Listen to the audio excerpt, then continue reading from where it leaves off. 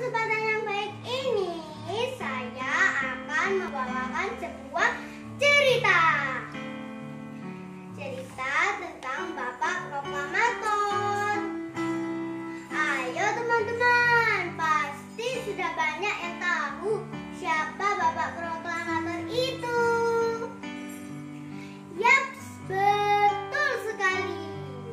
Beliau adalah Insinyur Soekarno. Insinyur Soekarno adalah presiden pertama di Indonesia.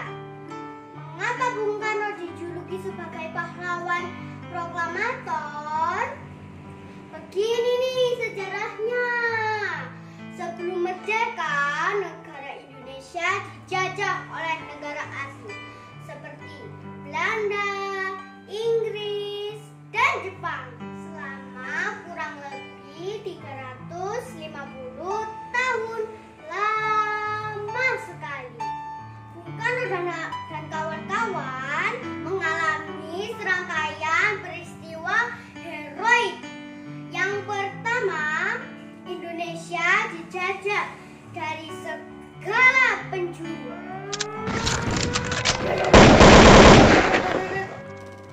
Jepang menyerah kepada sekutu.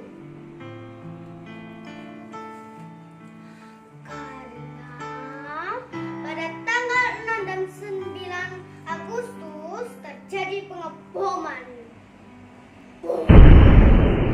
di Hiroshima dan Nagasaki.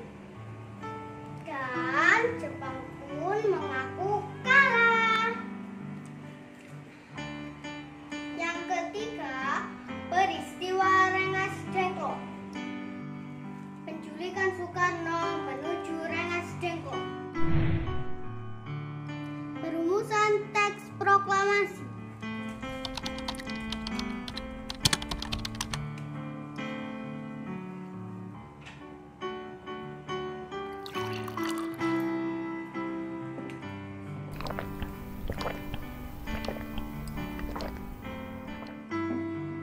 Dan hari inilah tanggal 17 Agustus tahun 1945 Indonesia resmi merdeka dengan dibacakannya teks proklamasi oleh Insinyur Soekarno dan didampingi oleh Bung Hatta.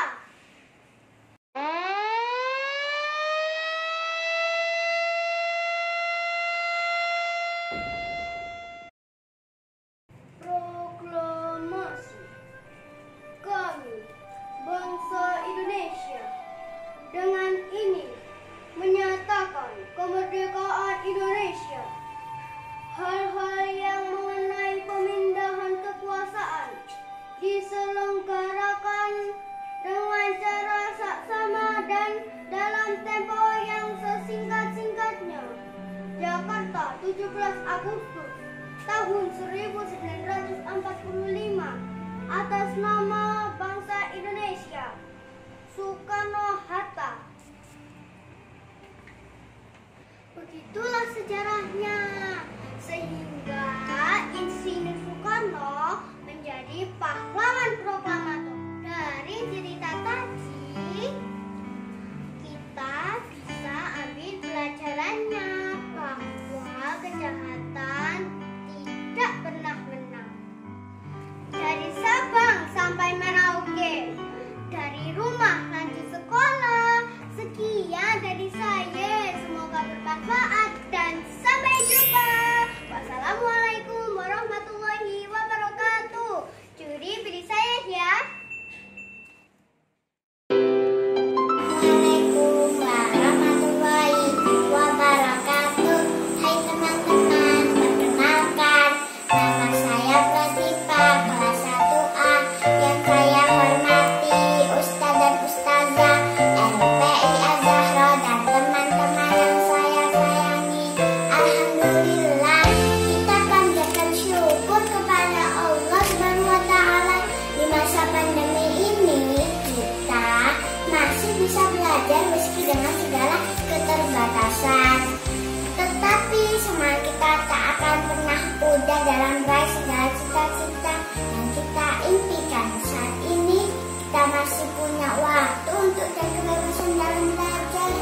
dan menerima banyak informasi tanpa rasa takut dibayangi oleh penjajah. Alhamdulillah. Nah, itu semua karena kita sudah dianugerahi Allah SWT kemerdekaan, lepas dari penjajahan. Kemerdekaan yang sudah kita raih tak lepas dari perjuangan dan perlawanan para pahlawan kita loh. Coba kalau saat ini kita masih dijajah, wah, tak kebayang dong bagaimana ngerinya. Kita pasti tidak akan seperti ini. Dalam setiap perjuangan pasti tidaklah mudah. Semua perjuangan harus benar-benar diperjuangkan. Bahkan nyawa jadi taruhannya loh. Banyak sekali contoh para pahlawan kita yang gugur yang tidak bisa disebutkan satu persatu dalam setiap perang merebut kemerdekaan. Saat ini Indonesia mengenang jasa para pahlawan, salah satunya dengan cara memperingati Hari Pahlawan. Hari Pahlawan setiap tanggal 10 November karena sejarah mencatat bahwa pada tanggal 10 November 1945 arek-arek Surabaya telah berperan penting dalam mengusir penjajah dari tanah air. Dengan gagah berani pantang mundur, dengan menyebut Hari Pahlawan, kita pasti mengenal nama Bung Tomo. Nah, Bung Tomo itu siapa? Sutomo. Bung Tomo terlahir dengan nama Sutomo, lahir pada 3 Oktober 1920 di Kampung Blauran, Surabaya. Beliau adalah salah satu pejuang dari Surabaya dengan aksi heroiknya dalam pertempuran di Surabaya melawan pasukan Inggris atau Nika Belanda. Ketika sedang terjadi perang yang sengit, tentara Belanda bersama Inggris Nika menyerang Indonesia karena ingin menjajah kembali bangsa Indonesia yang sudah berhasil mengumumkan kemerdekaan, sementara Bapak Soekarno dan Muhammad Hatta sebagai pimpinan negara saat itu telah ditawan dan rakyat pun belajar lesu. Lihat situasi ini, sehingga Bung Tomo cemas dan berpikir bagaimana cara mengembalikan semangat rakyat supaya tetap kuat menghadapi pertempuran melawan penjajah. Dalam perang itu, Bung Tomo tampil sebagai orator hebat di depan corong radio. Beliau berpidato dengan suara yang petikan, takdirnya membakar semangat rakyat untuk berjuang melawan para penjajah. Dalam pidatonya, Bung Tomo mengatakan, selama partai Indonesia masih mempunyai darah merah yang dapat membuat secari kain putih menjadi bendera merah putih, maka itu selama itu tidak akan kita mau menyerah pada siapapun. Kita tunjukkan bahwa kita adalah orang-orang yang ingin merdeka, dan untuk kita saudara-saudara lebih baik hancur lebur daripada tidak merdeka. Semboyan kita tetap merdeka atau mati. Allahu Akbar, Allahu Akbar, Allahu Akbar. Merdeka. Duh, jadi merinding kan mendengarnya. Nah,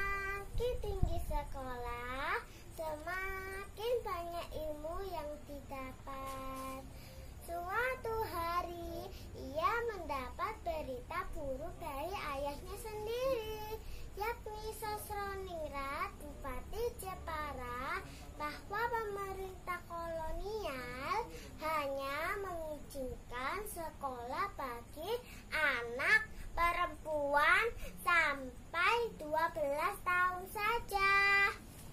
Dan bagi rakyat biasa tidak dapat bersekolah karena miskin. Bagi Kartini ini tidak adil. Dia merasa sedih dengan keadaan ini. Kemudian ia menulis sebuah buku atau tulisan dengan bahasa Belanda yang berjudul Habis Gelap Terbitlah Terang, agar dunia tahu tentang ketidakadilan ini. Meskipun tidak sekolah lagi, Kartini tetap rajin membaca surat kabar berbahasa Belanda dan buku-buku milik ayahnya. Dia berharap suatu saat bisa mendirikan sekolah untuk masyarakat sekitarnya. Dia juga mempunyai teman yang berasal dari Belanda, namanya Nyonya Abendanu. Dia sering bersurat dan mengabarkan keadaan siswi-siswi yang tidak lagi boleh bersekolah. Kartini yakin hanya dengan pendidikan rakyat akan lebih baik dan makmur hidupnya. Dengan semangat juangnya, Kartini akhirnya bisa mendirikan sekolah atas izin suaminya. Dan sampai akhir hayatnya, Kartini dikenal sebagai pejuang pendidikan. R.A. Kartini benar, dengan sekolah dan pendidikan yang bagus, semua orang bisa meraih cita-citanya setinggi mungkin. Ayo teman-teman, jangan mau kalah. Gantungkan cita-citamu setinggi mungkin. Sebelum kita tutup cerita ini, marilah kita bernyanyi